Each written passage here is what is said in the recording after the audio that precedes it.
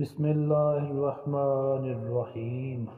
اللہ کے نام سے شروع جو بڑا مہربان اور نہایت رحم والا ہے۔ رسول اللہ صلی اللہ علیہ وآلہ وسلم نے فرمایا، روزہ دوزخ سے بچنے کے لیے ایک ڈال ہے، اس لیے روزے دار نہ فاحش باتیں کرے اور نہ جہالت کی باتیں، اور اگر کوئی شخص اس سے لڑے یا اسے گالی دے تو اس کا جواب صرف یہ ہونا چاہیے کہ میں روزے دار ہوں۔